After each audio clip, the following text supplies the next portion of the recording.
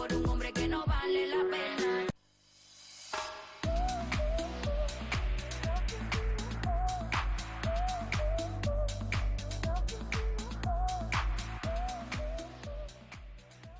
Seguimos compartiendo esta tarde con vos, ya está Elia Fernández con nosotros. Te decía que íbamos a hablar acerca de las viviendas sociales, ¿no? ¿Qué pasa en nuestra provincia? Ya conoces que hay un déficit habitacional muy grande. Lamentablemente la cantidad de viviendas que se generan por año, que se logran entregar, son muy escasas en torno a la demanda habitacional, ¿no? Que existe y que cada vez se va haciendo más grande, obviamente porque la población va creciendo, pero no así el número de las viviendas que se entregan. ¿Cómo estás, Elia? Buenas tardes, gracias por acompañarnos.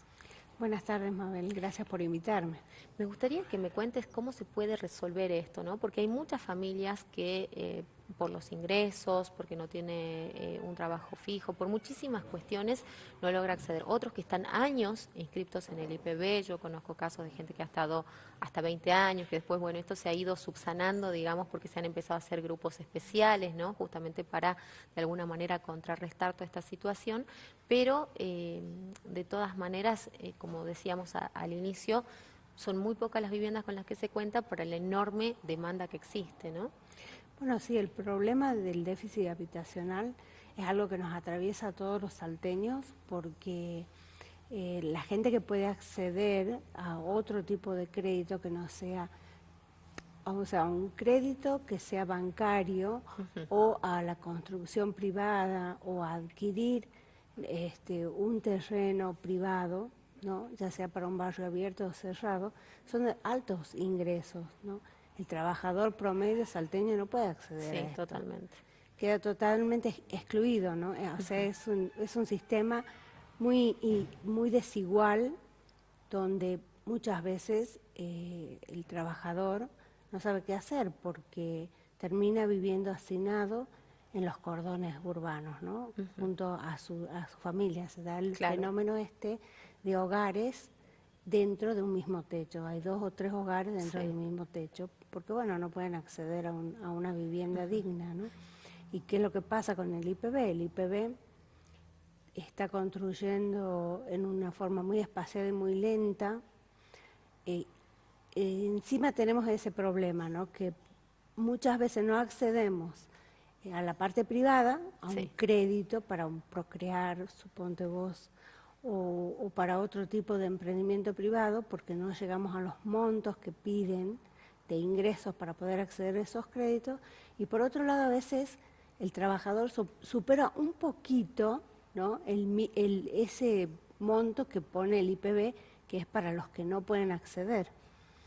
Y por otro lado, la construcción es muy lenta. Entonces, ¿cuál sería la solución de todo esto? La solución de todo esto sería revisar este sistema injusto, ¿no? Donde siempre beneficia a los privados, al sistema privado, y poder empezar a generar, impulsar la actividad en el IPB, ¿no? Que sea el IPB quien produzca más viviendas sociales con mayores accesos. Y eso solo se podría lograr si los salteños recuperamos el control del dinero de la provincia, ¿no? Ajá.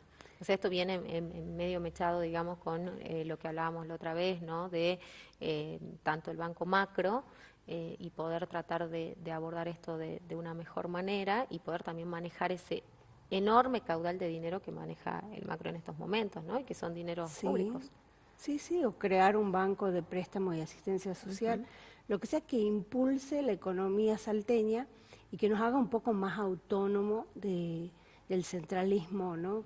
Del que vivimos los argentinos, no depender tanto de la coparticipación, que esa la tenemos que defender a capa y espada, pero también tenemos que empezar a ser un poco más independientes económicamente, ¿no? Y la única forma de hacerlo es recuperando el control del dinero para los salteños. Y así se podrían impulsar las viviendas sociales o créditos provinciales y no depender tanto de lo que el gobierno nacional manda para el IPB. Claro. Que bueno, que justamente ahora lo que hicieron es cortar todo eso, ¿no? Cortar todos esos subsidios, subsidiar los créditos, la gente está totalmente endeudada con el procrear uva, y todas estas cuestiones que el Estado tiene que revisar y la provincia tiene que hacerse un poco más autónoma, ¿no? Lo más importante para los salteños, recuperar el control del dinero. Ujú.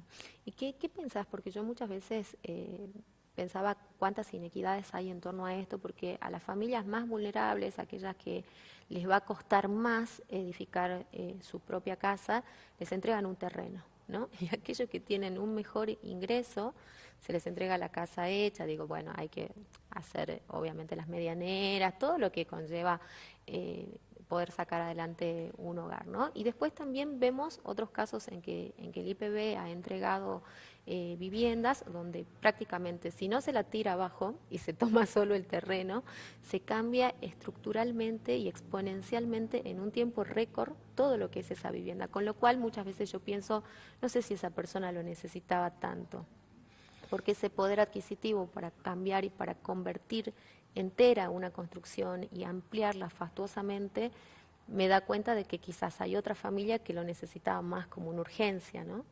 Sí, yo creo que, bueno, prima todo esto del amiguismo, cómo se consiguen las cosas, ¿no?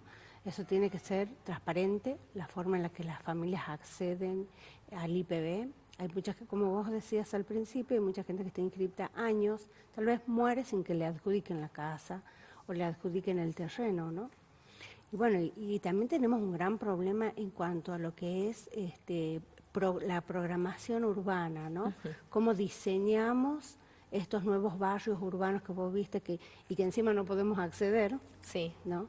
Pero además que no podemos acceder también es una trampa para el que va a comprar un terreno, porque hay que hacer una infraestructura tan grande, tan elevada, que la termina haciendo muchas veces el Estado, y termina beneficiando el privado que vende esos terrenos y todo lo demás, pero hasta que todo eso sucede, la gente no puede tener el título de propiedad de ese terreno. Claro. O sea, es una estafa permanente a los salteños. De Pasa, todos lados pasa de con donde los vos ves. loteos, ¿no? Con los loteos privados muchas veces que han tenido miles de inconvenientes y bueno, esta Porque no cuestión. tienen los servicios básicos, se Claro. los venden sin los servicios básicos. Hay que hacer una obra, una infraestructura muy grande y muy costosa que no lo puede hacer el privado. Sí. O que está esperando vender los terrenos, viste, para empezar a hacerlo, o haciendo parte.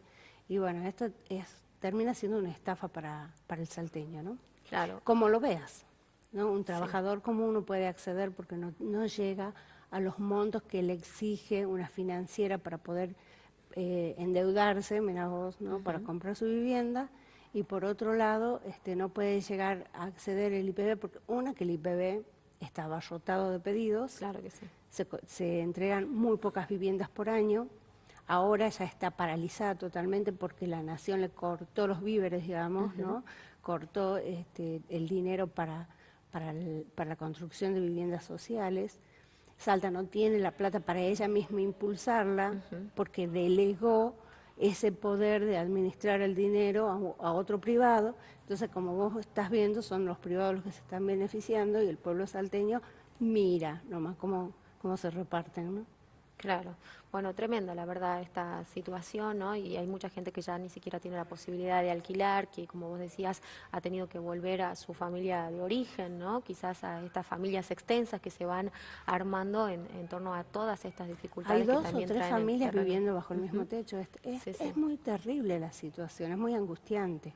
Tal cual, una problemática que está vigente y que hay que resolverla. Esta es una de las propuestas entonces que tenés Sí. dentro de tu precandidatura a gobernadora, así que bueno, está bueno que la gente El derecho al lo acceso conozca. a la vivienda, Claro. fundamental.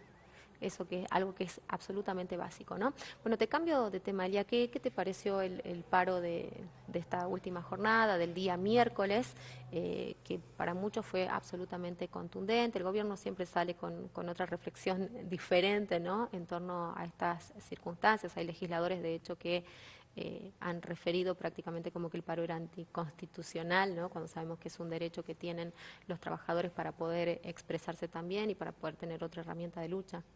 Bueno, el gobierno central, el gobierno nacional y al que adhieren muchos de nuestros gobernadores provinciales, va a tratar de tapar esta gran crisis que estamos viviendo, pero la realidad es que el trabajador, si no sale a la calle y no exige su derecho, cada vez va perdiendo más poder adquisitivo, su sueldo no vale nada, y por otro lado, fíjate vos, no hay familia que no sufra el corte de algún servicio, Tal cual. que no le corten, en el mes no le corten el gas, la luz, que tengan que ir a hacer la reconexión.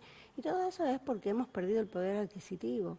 Tenemos un gobierno que no está cuidando la plata, no está cuidando el peso del argentino, ¿no? Y hasta que esto no haya una verdadera voluntad de querer transformar esta realidad de parte del gobierno, vamos a tener que salir los trabajadores a exigirlo. Así que celebro el gran acatamiento al paro. Bueno, muchísimas gracias. Gracias por compartir con nosotros. Nos vamos a la pausa. Quédate ahí, ya volvemos.